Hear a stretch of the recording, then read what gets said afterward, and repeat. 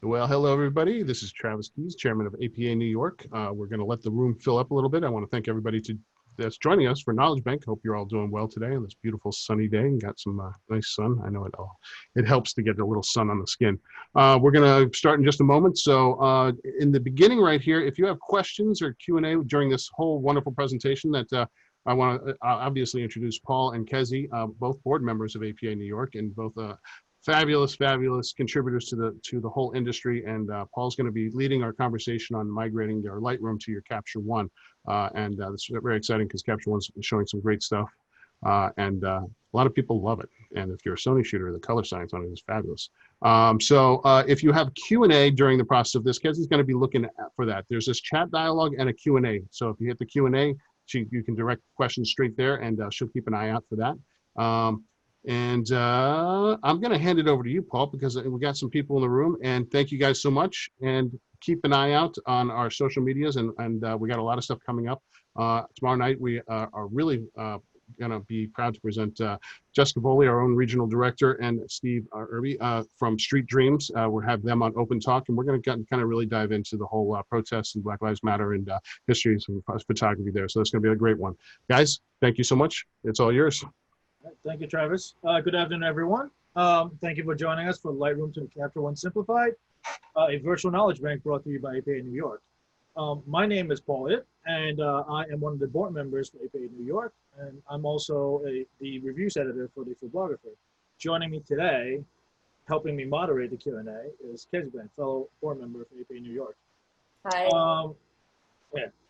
Thanks again for joining us. Again, if you have any questions, please use the Q&A box at the bottom of the screen. We will be covering them, addressing them after the demonstration portion of this webinar. Just a bit of a background about me. I'm a photographer, creative, and educator, and also a tech consultant for other photographers. And also for what I do with a photographer is a lot of technical stuff. So hopefully I can help you guys out with any technical concerns that you have. Today specifically, we're covering Capture One. So as part of this particular virtual knowledge bank, I am going to be breaking down the process of migrating from Lightroom Classic to Capture One from start to finish. Going to also give you a basic overview of Capture One's interface in case you're just learning about the Capture One software. I'm going to highlight some of the key benefits that Capture One has over Lightroom Classic, and I'll also be addressing some possible issues you may run into during the migration process.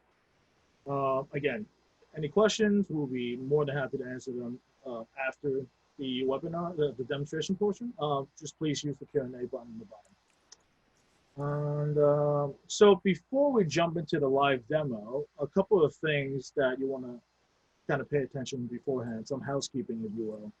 When you're migrating from Adobe Lightroom Classic to Capture One, a lot of people, they may be concerned that, oh, what if I can't go back? What if it screws up my existing catalog? Well, don't worry. The process is completely non-disruptive. So it doesn't affect your catalog at all, and none of your images, your raw files, none of them will be touched. This is purely just migrating your catalog system over.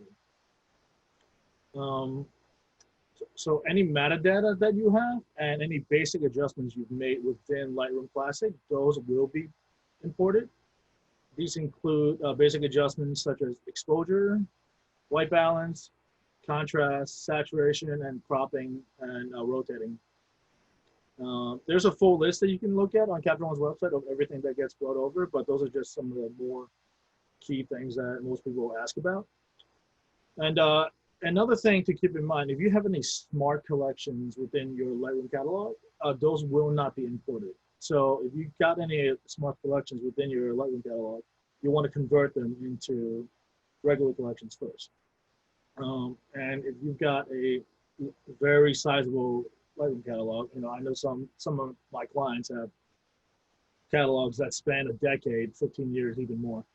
You want to leave yourself some time for the migration process to take place. So if you've got client work that you got to deliver in next day, maybe hold off and do this on the weekend. Just, give yourself some time in case issues arise, that way you don't have to deal with them right when you've got, deliverables to get out. And you may also want to optimize your Lightroom catalog first if you've got a huge amount of files. This will also just help speed up the process. And another thing to keep in mind, you can only migrate from Lightroom Classic to Capture One. Lightroom CC is not supported, and you can only migrate from Lightroom Classic to Capture One catalogs. Capture One has two different types of workflows. There's a catalog workflow, which is very similar to what most people are used to in Lightroom. And there's also a sessions workflow. I'll touch upon those briefly later on, but that's a separate webinar all in itself, two different workflows. If you guys are interested, let us know, and I'll be happy to give one on that at a later date. And once again, if you have any questions, please use the Q&A button in the bottom. And without further ado, I guess we can get started on the demo. Any questions so far, Kelsey? No questions, just if this is going to be available as a recording, which it will be on our YouTube channel. And if you all can look in the chat panel, there's a link where we'll be able to find it. Okay, all right, so I'm gonna start the screen share and then I will walk you through the migration process. Let me know if I'm going a little too fast and I will slow down.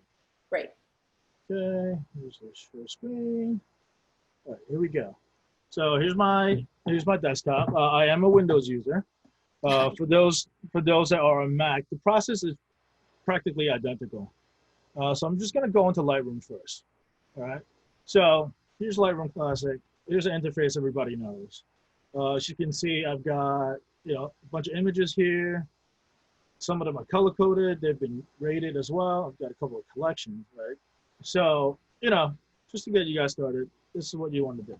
So now what we're going to do, the first step when we're going to migrate, we want to go into Capture One. So Capture One's right here. I already have a session open. So this is what Capture One looks like when you first fire it up.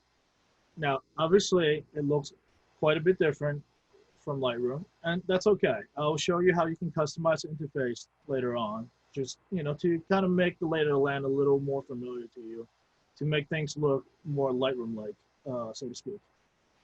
Now, I'm going to purposely do some things that's going to cause errors to come up, just to show you what potential issues may arise, and I'll tell you how to get around that. So now we're in Capture One, and I want to import my Lightroom catalog. So what you want to do, obviously you see the import button up here. Don't use that. That's for bringing in images you've got on your SD card or XQD card, stuff like that. What we want to do when we're importing catalogs, go into File up here, and then go to Import Catalog. And you've got, obviously, if you're an existing Capture One user, you can import another Capture One catalog, but we're focusing on Lightroom. If you're on a Mac, you'll see an Aperture catalog option as well for the 5 people that are still using Aperture on Macs. But yeah, so we're going to Lightroom catalog. And, again, this is just a little bit of primary information for you. This link right here will tell you exactly what gets imported to more detail. But, the other stuff that I mentioned, white balance, exposure, contrast, and metadata, those get brought over. So we're going to go and locate our catalog. So for me, it's super easy. My catalog's located on my desktop. So now I'll go to my desktop. Boom, right there. This is just a shortcut to my Lightroom catalog that I just showed you. And then, oh, what's going on? The catalog is currently open in Lightroom. That's the first issue that you may run into. So in order for you to bring your Lightroom catalog into Capture One, you obviously don't want Lightroom to have control over that catalog, because Capture One has to basically diagnose it. So we're going to go back to Lightroom. I'm going to click OK on this message. Yes, clear that. Close the event log. All right, so we're going to close Lightroom. I'm not going to back up at this time, but obviously you probably want to on your end. For this demonstration, I'm just going to skip this. Okay, so now I only have Capture One open. Let's try this one more time. Go into File, Import Catalog, Lightroom Catalog. Again, you see this pop-up dialog again. You're going to go select catalog, Lightroom, open. So your catalog is ready for import. So now what Capture One is going to do is it's going to analyze your Lightroom catalog and basically build the closest equivalent within Capture One. Again, remember, it's a non-destructive process. So your existing catalog, should you want to go back to using it in Lightroom, it's still there. All your raw files are still there. So you don't have to worry about this migration process breaking anything. And also just remember, if you've got a very large catalog, give it some time. Just to let you know, I'm on a custom built machine. Everything's on SSD, so everything is quick. And this is a pretty small demonstration catalog that I'm using, just so you guys don't have to sit here and look at me import stuff for like 20 minutes or 20 hours. So I'm gonna go ahead and click import, and you're gonna see, you see this activities dialog box pop up. Now it's just looking at all the stuff I've got in my Lightroom catalog. As you can see, it's moving pretty quick because I only have 441 items in there. You know, just temporary expectations if you've got more images in your catalog. So we'll let this finish. And boom, that's it. It'll give you an after action report after it's complete. Now, luckily for me, there's no issues. But if it runs into issues where, let's say you've got images in your Lightroom catalog that's on a drive that's not connected to your computer, it will show you here on the list. You can look at it, and Capture One, what it will do is the next time you connect that same drive, it will hunt those files down and bring them into your Capture One catalog for you. So it's actually, this is one of the new things that Capture One's introduced with the latest release of Capture 120. So for us, luckily, no issues. The quote unquote migration process is done already. So we're gonna click OK. And we're gonna look at over here in the interface. So we've got these separate tabs on the left, right? So right now I'm in the library tab. We're gonna go into user collections, and boom, here are all the different collections I had. So let me just fire up Lightroom once again to show you that we've got basically one-to-one parity between the Lightroom catalog and then the imported Capture One catalog. So let's give Lightroom a second. Taking a little bit of time to go through everything. Lightroom problems. Okay, great. So I've got contact info and that Arlington, Marrakesh, Washington, D.C. Going back to Capture 120 Pro, I've got Marrakesh, that Washington, D.C., Arlington, contact info. Okay, so let's go into Marrakesh. I'm just going to move this Zoom window out of the way real quick. So as you can see, pay attention to the right. You see that the previews are being generated, and you can see this image was obviously cropped, right? So let's look at this one. Obviously, it's 1 star, it's red. This. So here's an image of Morgan that I shot. Let's go look at the same image. Okay. So as you can see, the crop, it's brought over, and it's bringing over other metadata such as my color coding and my star rating. All right. So, and then we could check out some of the other stuff too. Well, let's go into DC. You can see now I've got my color codings here, and then as the previews are being generated, you can see some of the edits I've done. It's starting to refresh in the thumbnails over here on the side. And this was Washington Monument, like I think 4 a.m. So yeah, so right now we've confirmed that everything got brought over.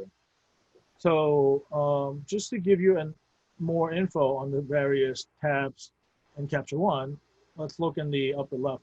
So again, currently we're in the library tab. The next one in the it's the capture tab. So for anyone that shoots tethered, anyone shooting in studios, you're going to be living in this tab a lot. And then you've got the lens correction tab. So, you know, obviously right here, you can see the lens that I use to shoot this, the Nikon AFS 105 millimeter. And you can apply, you know, diffraction correction, distortion correction, stuff like that in here. Here's a color tab. This is arguably one of the biggest improvements over Lightroom that many photographers notice when they make the switch. Is the color rendering engine within Capture One. It's significantly more powerful than the one in Lightroom.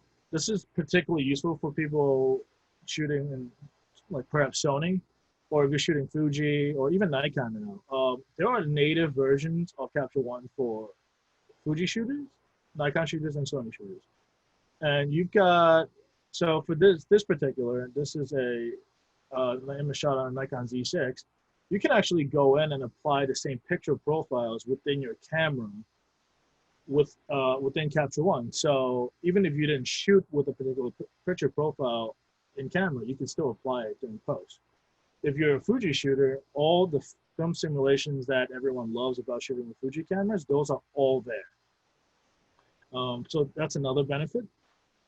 And you've got, you've even got a dedicated skin tone editor within the color editor. That's huge for anyone that does a lot of portraiture work or beauty work.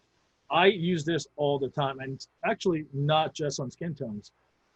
And then the next tab, exposure. See this is where you're gonna do a lot of the basic adjustments. Exposure, contrast, brightness, saturation. We've got highlight, shadows, and all the stuff that you can do. Clarity, everything that's in here. And then you've even got details. So if you want to do like sharpening or bringing down the noise, or if you want to introduce simulated film grain into your image, you can do so within this tab. And then finally, we've got adjustments. These are just when you apply presets and the like. You got presets. If you're a preset user, though, do realize that due to the difference in the color rendering engine between Lightroom and Capture One, you will not be able to use Lightroom presets within Capture One. There are third-party utilities that allow you to quote-unquote convert them, but from our testing, it's not always perfect. So we always just recommend, if you have a look that you like, try to make the adjustments yourself and create your own presets. Capture One has some presets that they sell that are excellent, and I know that Masson Labs has some as well. Really Nice Film has some as well. If you're a more presets-driven if you've got a more presets-driven workflow, you can look to those third-party solutions. And then here's the metadata tab. So if you want to, do keywording, you can add them in here. Here are all the stuff that you can see about, like, how I shot this image. Basically all the exit information. Here's the tab that you can go to referencing. And then finally, you've got the process recipes. This is where you will export stuff. So if you want to watermark, so right now you can see like my name, 2020 copyright down here. Or if I'm doing stuff for Phoblographer, I would use this one instead, and it will put the Phoblographer logo down here. Okay, so I've thrown a lot of information at you at once, but you're probably wondering, okay, this is all great. I've migrated everything, but I don't, everything looks different than Lightroom. What do I do? Well, there's a very, very simple solution to get you started. We're going to go into the Windows tab and the workspace. And obviously, you're not going to have all of these because some of these are custom ones that I've developed over the years. But click on Migration. Okay, remember, we're going to go into Windows, Workspace, Migration. And boom. It basically will convert Capture One's interface so that it's as close of an approximation to what Lightroom's interface looks like. So you've got your film strip down here. You could change it so that it's one long continuous film strip, or you could do individual, like almost like your Finder or File Explorer. And then you've got all of your adjustments on the right. So now it's closer to what you're used to coming from Lightroom. And for a lot of you, this may be very helpful because you don't have to hunt down individual tabs to find everything you need. It kind of consolidates all of the tools that you're used to when you're using Lightroom and it puts it on the right side of the interface for you. Okay, so that's basically it. You could do the same process for yourself, and if you feel that the default interface in Capture One is too daunting, just switch over to the migration workspace, and now you could work kind of like you're working in Lightroom, except you're using Capture One.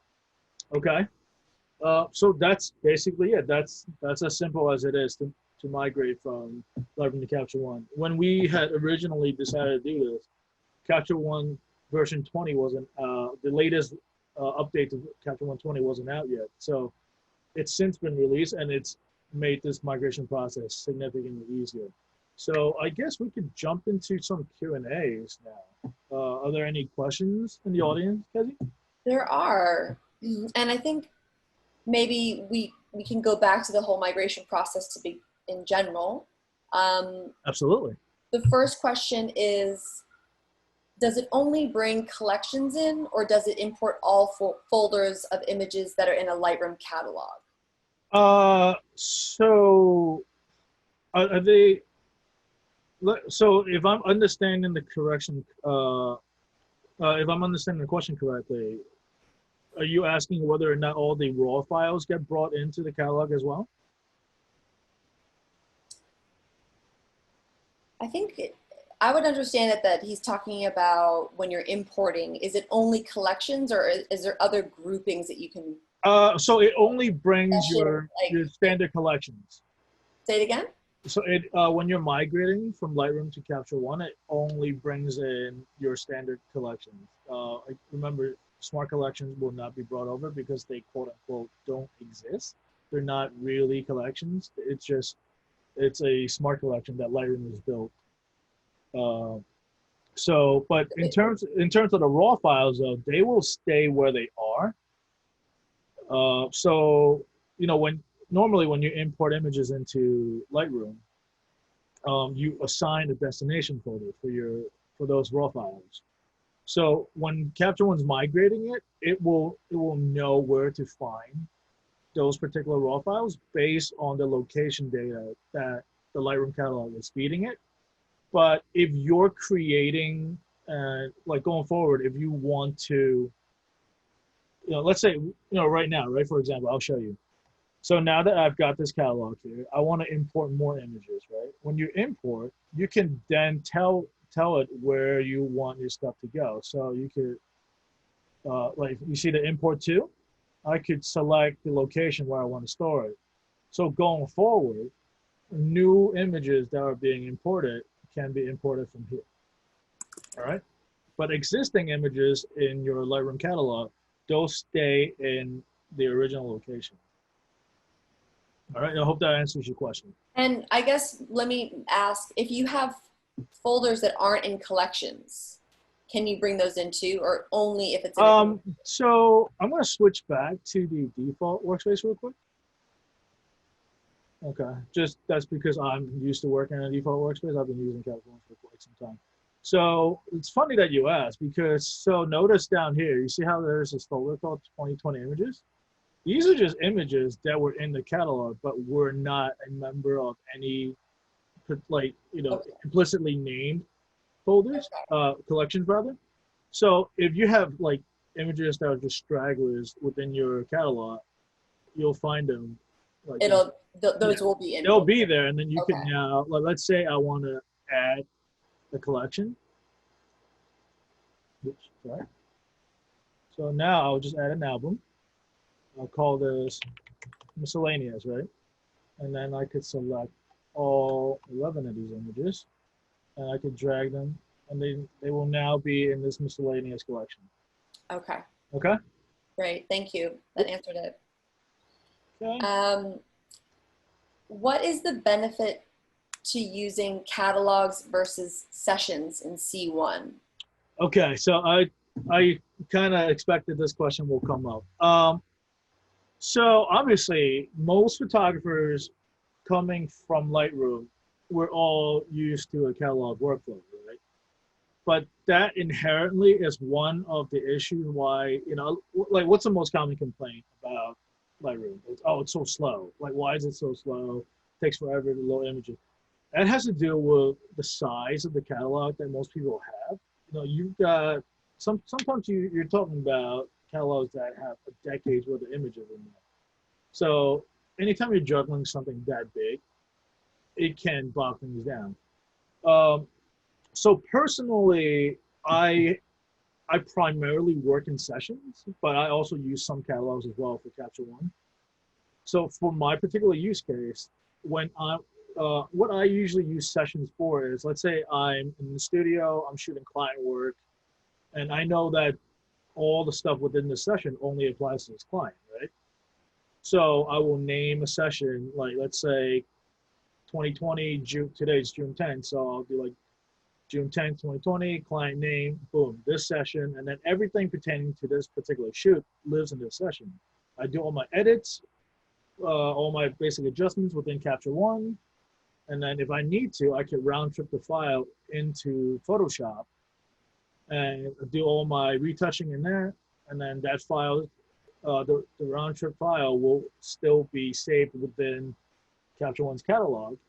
And you know, when I'm done and exported the files to my client, I can now just archive that entire session, and it won't take up room on my desktop.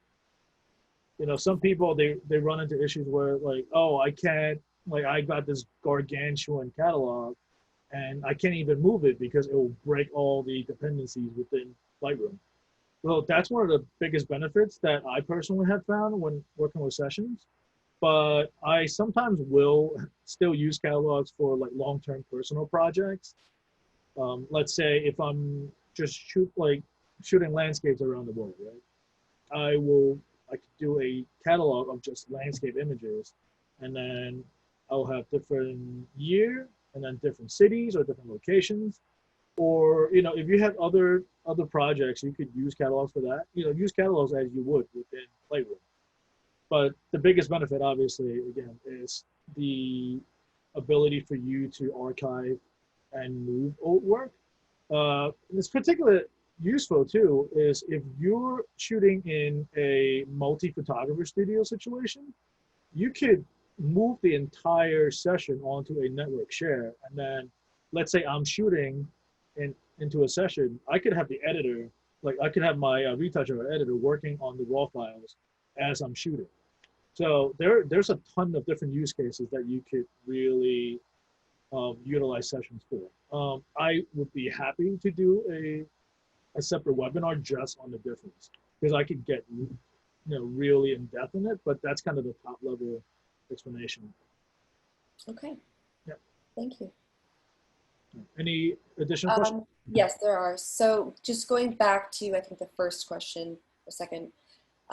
Someone says that she's confused that her catalog is not in all collections. So I think she has images that aren't specifically in collections. So what would she do to import those?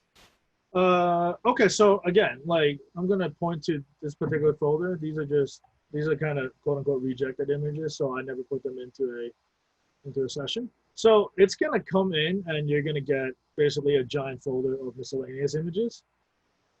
What I would suggest is maybe do a little bit of housekeeping first, organize your images within Lightroom into collections, and then that will make your life a lot easier post import into Capture One.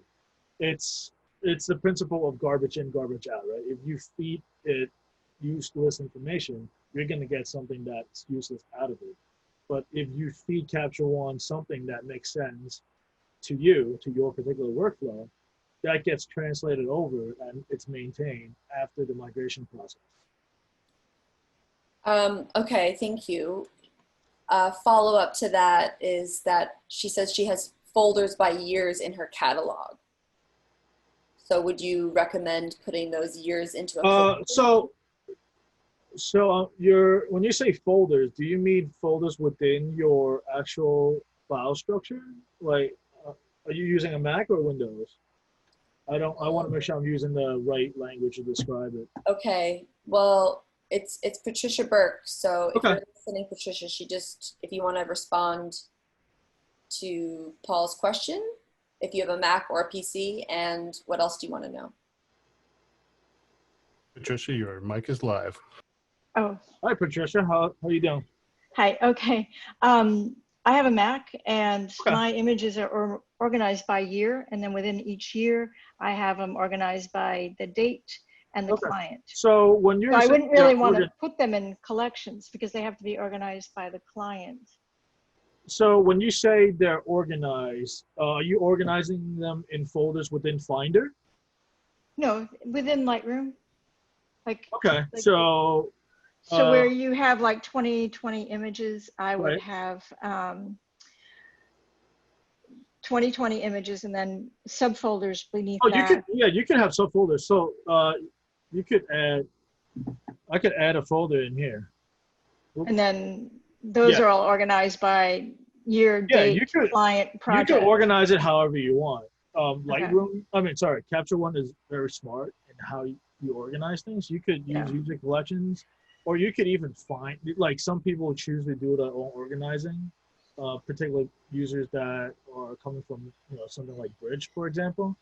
So you could Okay. actually locate your files manually within your folders. But yeah, I think the question was, it will just all transfer over as long as I Yeah, go you're on not going to my lose catalog. any Yeah. images. Okay. As long as the images exist within your Lightroom catalog, Mhm. they will be imported.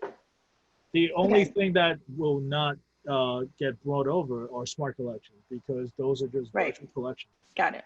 Yep. Thank you. Yep, no problem. Eric Waters wanted to clarify from an earlier question. He doesn't mean smart collections or the location of the RAWs. He means the folder hierarchy of images that are in a Lightroom catalog, images in Lightroom that you have there but never put in a collection. I think you touched upon that before. Yeah, again, it's just if you have images not within a collection, they'll be brought over. It's just gonna sit in a placeholder, such as these. Well, these images were shot, so they're just gonna basically put it in a placeholder folder, and then you have to go in and sort them again. That's all. Okay. So yeah, don't worry about images like going missing. The only things that won't show up are images that the migration process could not locate, such as stuff that's on the external drive, for example, that's offline, or if you've accidentally moved the folder of raw files, which sometimes happens. It's just a matter of reconnecting those images, and you could you could basically resync the dependencies, and you could start working with those images within Capture One. Okay, great. I think that answered it. The next question from Amy is it possible to have a master session instead of migrating a Lightroom catalog and thereby working with both C1 and Lightroom, as our database and plugin services are in Lightroom? So when you say master session, do you mean working within a Capture One session, or are you working in a Capture One catalog? If we could get Amy. Nada, you're live? No, not Nada. Amy Nasser. Okay, let me see it. Eamon, sorry.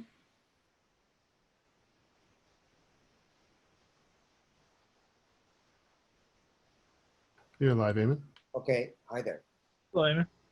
Hi there, how are you? Hey, how's it going? Okay, so going good. So our Lightroom catalog is rather large, and You're not alone. yeah, it's and then using plugin services. So being new to Capture One, I kind of was looking at some workflow that Joe McNally uses, and I believe it's a master session whereby you're using the same master session for any work done in Capture One, and therefore not migrating the whole Lightroom catalog over, but still having all your corrections in Capture One. So, so you're trying to actually edit the images within Capture One? Yeah. Am I correct in understanding that, or? Yes. So number of files and number of changes. it seems, you know, what I've seen so far in Capture One is far superior. So, you know, just making a workflow where both databases can operate simultaneously. So using it as sessions instead of migrating everything over. There are ways of you could kind of custom jerry rig it so that both programs are looking at the same pool of raw files. They're not designed to do that per se, but you could certainly do some custom programming, and I've done something like that for clients in the past. But you know, obviously, everyone's environment is very different, so I would have to look at how your particular setup is. Let me ask it in a different way. Let me ask it in a different way. So if I just had one master session within Lightroom or Capture One? within Capture One, Okay. and each time there was something to be done in a specific folder, just bring that up and work in it, and therefore there's only one master session. Oh, I see what you're. So you're just using a session, and then you're manually looking at where the images are. Right. I mean, I just pull it up. It's an unconventional workflow, but if that works for you, you certainly could use Capture One that way. So what you would do is you would go, you see where here on we're in the libraries tab, you see where it says folders. Right. So you would go, so right now, obviously these images exist within my E drive in a folder called APA New York. So you would go and hunt down the particular images. So for your use case, you would locate, so for argument's sake, you're using Windows, you would go to your C drive and find your raw files that are stored on the C drive, right? You could certainly work that way. And what Capture One will do is it will place the sidecar files within that same folder. Okay. So if you want to be careful though, is if you ever move the raw files, you want to make sure that all the associating sidecar files get brought over. And that's kind of one of the issues that you may run into versus working in a conventional sessions workflow where everything is organized for you. Because just to show you, right, if you do import, right, you know, you've got an import location. Actually, I'm going to show you. You have, so we're going to go into up there. Let me open this in Explorer. Okay.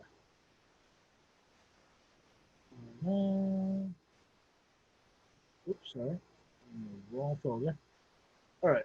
So here's a test folder that, here's a test catalog I just used.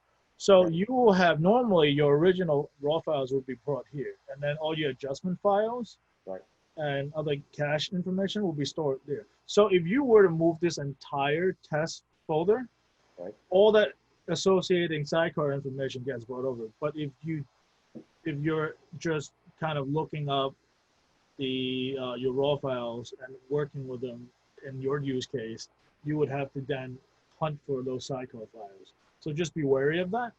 I'm not familiar with how Joe McNally is using it for his purposes, but I know that he's now an official ambassador for Capture One. Well, and the big reason is also because then it allows me to jump to DxO's Photo Lab or On One or, you know, Pixelmator or whatever, you know. Yeah, so some of that too, you're able to do that within Capture One. So I'll show you, for example, I don't have those other programs installed, but let's say for example, if I want to work on this image and I want to do some retouching, right? I could right click on it and I do edit with, and it will say, oh, okay, I could now round trip the file to Photoshop. It will fire up Photoshop and it will ask me if I want to create either a TIFF or PSD or DNG, you know, just all these different formats. And then it will create what's called you're essentially creating a clone variant of the file, and it's working on that clone variant. So it's not touching your raw file because working in Photoshop is essentially a destructive editing process. Whereas, you know, Capture One, Lightroom and Lightroom, those are non-destructive. So, you know, you also have that option if you want to. And for your use case, you can just tell it edit with DxO or whatever other third-party software you want. Right. Okay, Okay. that's great. That clears it up. So long Yeah. as so long as the XMP files or whatever are kept. Yeah, on- just be careful if you ever start moving things and archiving things. Make sure those XMP files are brought over as well. You could also package them together. Capture One has an ability for you to basically package your raw files with your edits. I believe they're like AIP files, which is essentially zip files. But you know, that's a whole different thing altogether. Thank you. Very helpful. Yep, Thank no problem. Thank you. Okay. Any other questions? Yes, we do. We have from Nata.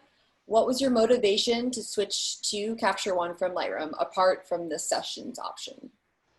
Apart from the sessions option, okay. So one of the biggest reasons I switched was because of the speed, like the performance, and also the color sides. Capture One has a team of PhDs that all they do is work on the color engine, and these guys have learned and forgotten more about color science than the rest of us will ever know. So they're leaders in the field in terms of that. In fact, if you were to bring in the same file into Lightroom and Capture One, you will see just out of the gate, the file is significant. It looks significantly better already. So that for me is less work I have to do in post. Because I shoot at such a volume for just my own client work and also the work that I do as a reviews editor for the Phoblographer. We have cameras coming in left and right. Like right now, I'm live streaming from an XT4, Fuji XT4 that I'm reviewing. And then to my right, I've got a GFX 100. And I've got an EOS R with an 85 1.2. So like, Paul. no, well, that's not to like show off all the cameras that I've got right now. It's the flexibility that I have with how powerful Capture One is. I could work with all these different raw files, and the performance is constant. There's no performance dip whatsoever. I could go working from Sony to Canon to Nikon to Fuji, and the results that I'm producing are consistent. Also, if you're a Sony shooter, which I did migrate, I personally migrated to Sony mirrorless a number of years now. And one of the things I noticed was, yeah, the colors when I was working with those raw files within Lightroom, it required me to do more massaging in post. And I didn't have to do as much post-production with Capture One. In fact, if you're a Sony user, there's a free version of Capture One. It doesn't let you tether. It strips out some of the more advanced features, but you can still do a lot of basic edits, and it's free. So if you're already shooting with Sony, or if you're shooting with Fuji or Nikon, all three of those companies have free basic versions of Capture One that you could test out, and just see if obviously it's a different workflow. The interface is different, but you could remember, you can make it look like Lightroom, and give it a try and see what kind of results you're able to get. And if you only shoot in one system, the version of Capture One that's locked into that particular system, it's cheaper than the Pro version that supports all of them too. And by the way, just I know that we didn't announce this earlier, but we're actually giving away a free Capture One 20 Pros license to an attendee today. So after the webinar is over, we're going to randomly select one attendee, and we will send you the license for it. And I just want to thank the folks over at Capture One for providing that for us. That's amazing. Thank you. I have another question. Sure. How long can I expect it to take for 200,000 images to migrate? Oh boy. Well, okay, so just for comparison, this particular migration process was 441 raw files from going from an SSD to an SSD. So you have a lot of factors here. Where are your files stored? If it's stored on traditional magnetic drives, it will obviously take longer. If it's stored in a network drive, it may also take longer. The fact that it's, is it 22,000? Am I correct? Yes. No, Yeah. 200,000. Oh, the fact that it's 200,000. So, you have to, that took how long? Maybe 2 minutes or so? No, I think it was like, 2.5 minutes? it was like 49 seconds or something. Oh, okay. Pretty Okay, well, okay, so you could do some math. So you could multiply that by, Say 60 seconds. yeah. It's just give yourself a day to maybe a weekend. Obviously, again, I caution you, like if you've got work that you need to deliver to clients, I know despite what's currently happening right now with COVID, if you've got deliverables, maybe you don't want to experiment with this, like, and interrupt your workflow, because you'll be essentially locked out of Lightroom when the migration process is working. So you don't want to have to kill it and start the process again, right? Right. So just give yourself some time. I'm trying to remember how many images I had when I migrated, and it might have been 15,000, 20,000. So that took, and this was on like Capture One 12 or 13, quite a while ago. Right. So it's significantly faster now. But I would just at least still give yourself a day. And you don't have to sit there while it's migrating. Just start it maybe in the morning, then grab a cup of coffee, go about your day, come back, check on it every couple of hours. And the best thing about the latest version of Capture 120 is that it gives you a detailed after action report. So in the event that it does find issues, it will tell you, oh, like XYZ file in XYZ collection is missing. You then, that will kind of inform you where to look for those files. Maybe it's in an external drive that you had disconnected, or maybe it's just got moved somewhere.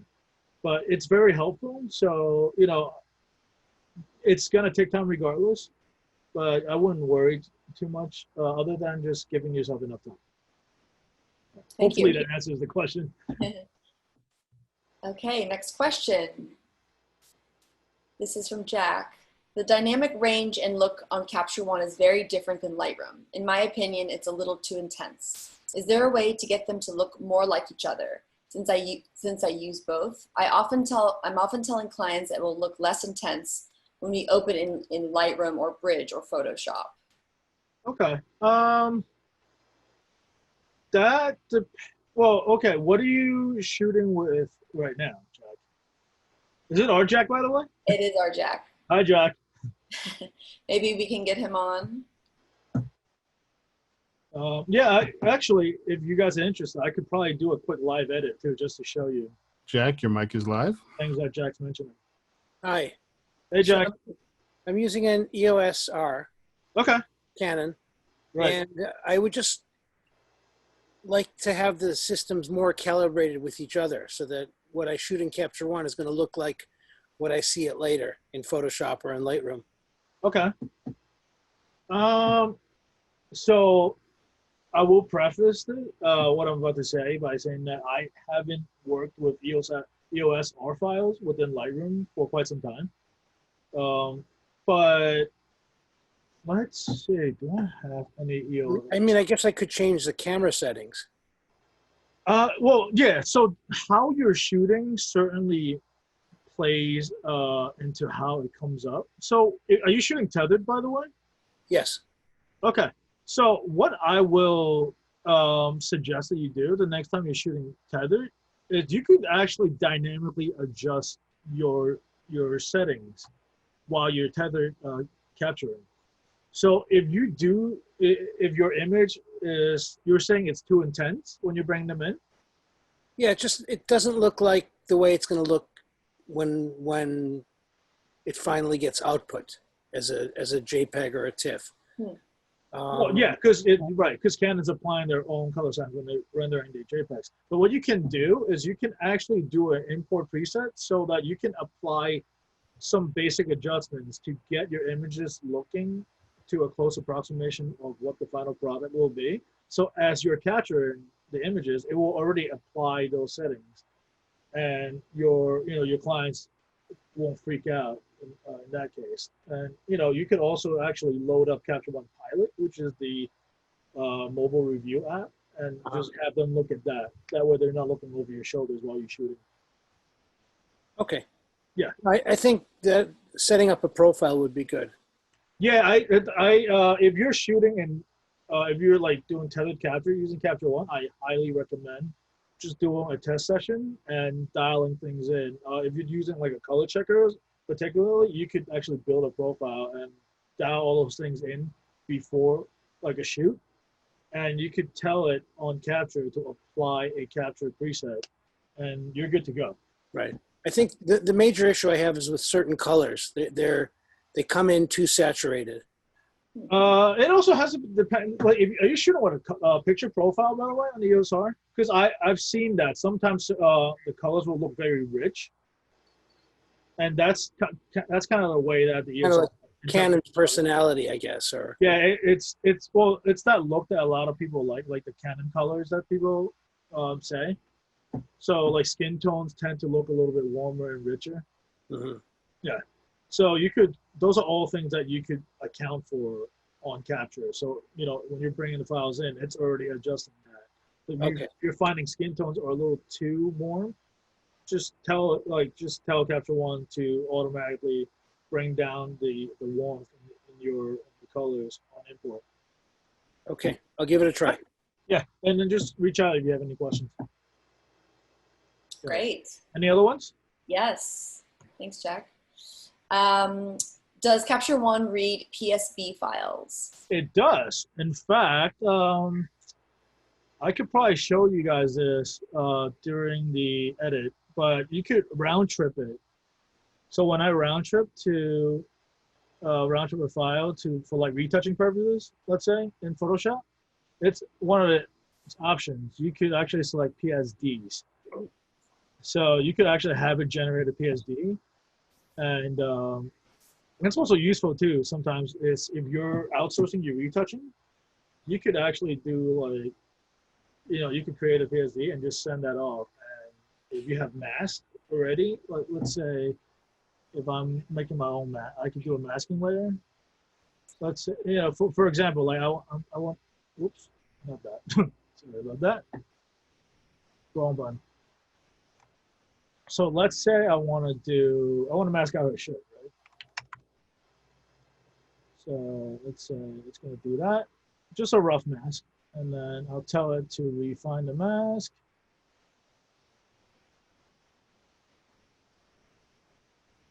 And then it's going to work. There it is. So I have to obviously clean up some of the outside areas. But you could actually export the mask as well. Yeah, so, but anyway, before I dive into a super long and involved edit, you could export layers when you export a PSD. So it's super useful that way. It doesn't currently support PSBs though. So if you've got a PSD file that's over 2 gigs, that's a pretty unique use case, but you tend to, with normal images. I think he meant PSB. Oh, PSB? Yeah. Okay, PSB, not yet. Sorry, I realized you were saying, okay, so not yet. Okay, so good thing that I brought that up. Yeah, PSBs, for those that are not aware, those are Photoshop files that are larger than 2 gigabytes. But you usually don't get that large unless it's like a very involved composite or something, or if, let's say it's a PSD that I've generated from a GFX 100 file. So yeah, but if you work with a lot of PSBs, I would suggest reaching out to Capture One, just letting them know, because it's just a matter of, because the file structure is the same, it's just the size is different. So it's, it's probably just a switch they got to flip in the back end. Perfect, thank you. Next question is, what will Capture One do with any video files in Lightroom, or will they just be ignored? That is a good question. I I'm gonna have to get back to you on that because I don't have any video files in my catalog, but I do know that they are recognized. Like when you put a card to import, it will see video files in there. So whether or not you could do adjustments, though, I'm not sure. I could find out for you, or check. I would recommend checking out the FAQ on Capture One's website for more information about the videos. Great, thanks. Another question is, RAW, NEFs, and JPEGs don't stay bound together, but are separate files in Capture One. Is there a way to get them as one unit to make culling or editing easier? Also, there is no way to visualize spots like you can in Lightroom. To what? To visualize spots like you can in Lightroom. Thanks so much for get your insight. Spots as in spot, like spot adjustments, or? I would assume so. So with the latest version, it's Eamon again. If Eamon wants to. Okay. You can talk, Eamon. Yeah, you're gonna have to unmute the mic. yourself. Okay, can you hear me? Yeah. Yep. Oh, great, thanks.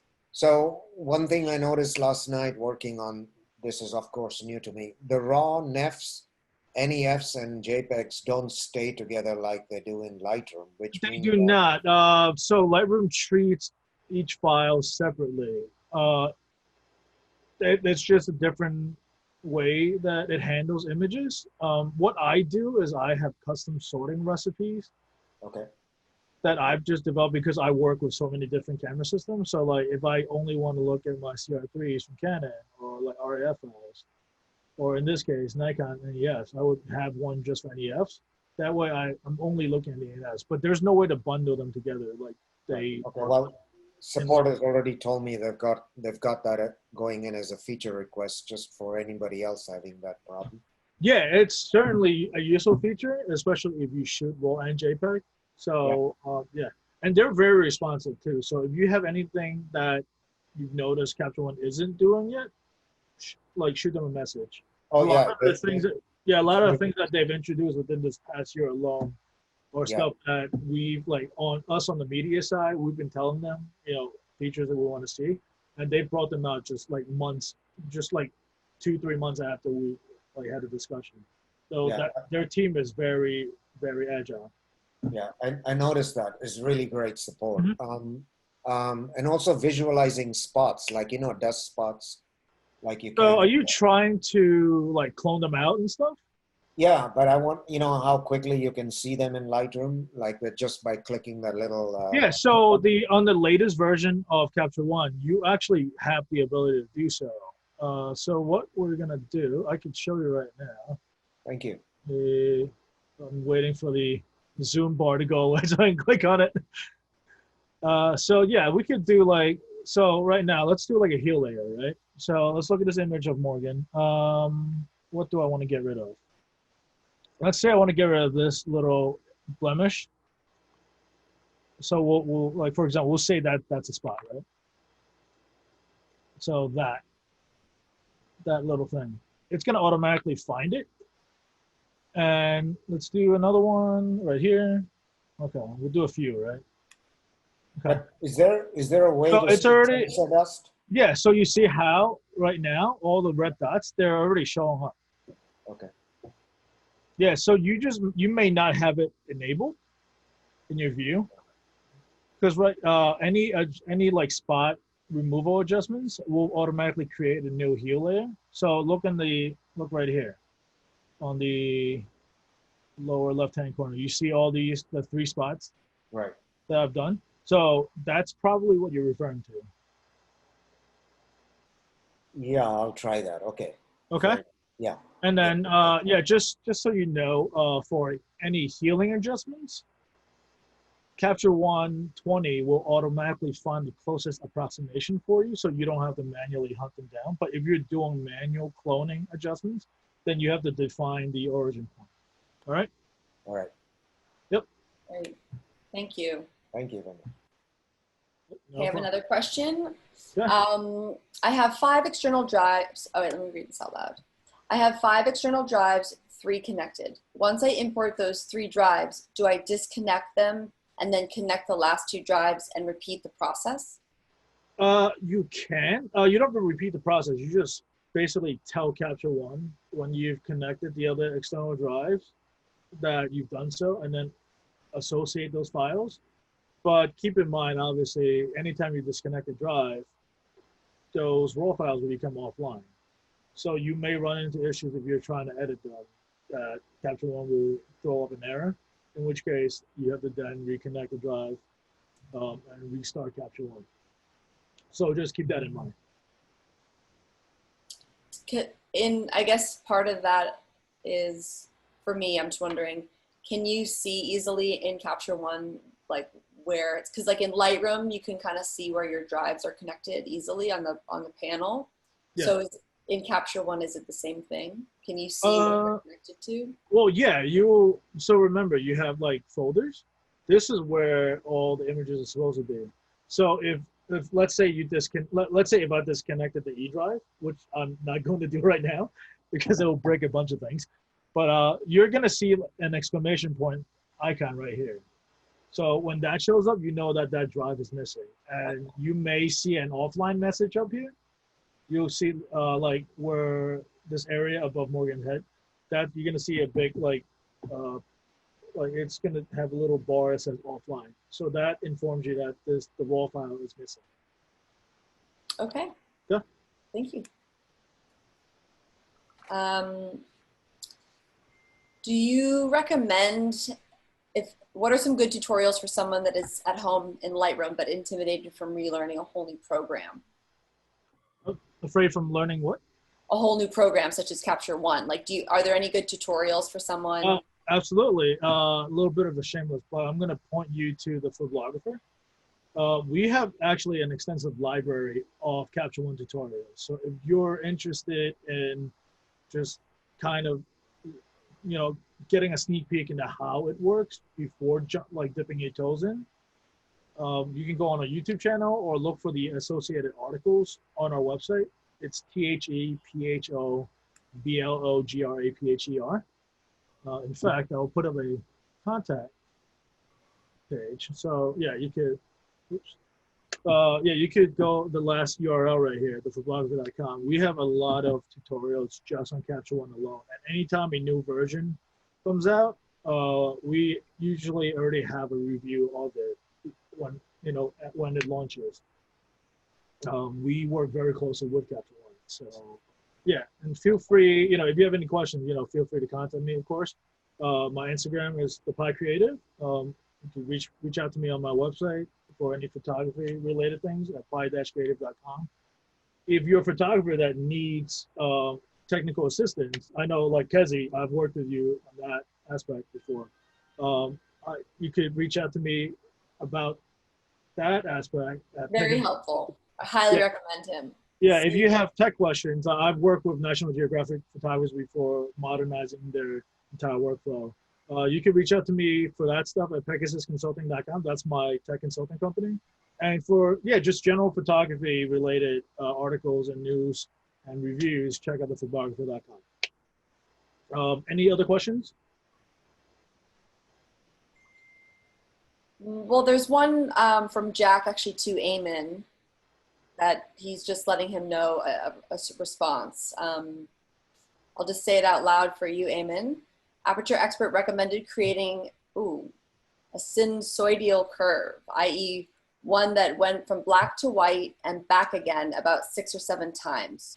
You could save this as a preset and apply it. It worked fine in Aperture. Don't see why it wouldn't in Capture One. Awesome. Okay. Yeah. Okay. I mean, if anyone has any other questions, I'll message you, Eamon. He didn't get that. I'll message you. Well, we're pretty much at the hour mark. I think this is a good place for a knowledge bank, because knowledge banks are, for us, are really kind of to get in and get out quick on certain topics. And I want to thank Paul and Kezi so much for really kind of diving into this and taking time today to do this, and all of you for tuning in because you had wonderful questions. It is so important for us to program the knowledge bank by you responding back to us. So if you have ideas, or if you have issues or other ideas in terms of, like, I want to know more about Lightroom, I want to know more about Affinity, or I want to talk about, rating, good RAID stuff for my computer.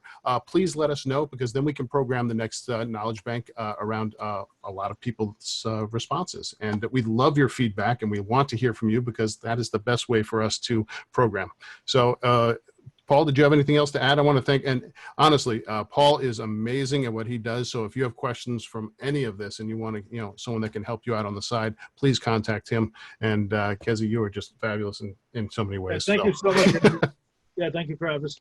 I guess if you have any follow-up questions, let me know. I anticipate we'll be covering additional functionalities of Capture One in future knowledge banks. So yeah, just let us know what, if anything, that you want to learn about. I'm sure if you've got a question on it, other members will as well. And I'll do what I can to help. Thank you. Fantastic. And Amazing. Thank again, you, this will be everyone. on our YouTube. And Kezi, do you want to close off with anything? Lead us out. I think I am personally so excited to start using Capture One for the color profile, and I'm a Sony user, so you got me so jazzed, Paul. Thank you so much. I can't wait to dive in. Yeah, I'm excited to see what you get out of it. Yeah, exactly. Awesome. Awesome, Thank guys. you. Thank you so much. Be safe. Folks, Keep creating. Bye. Bye now. take care, everyone.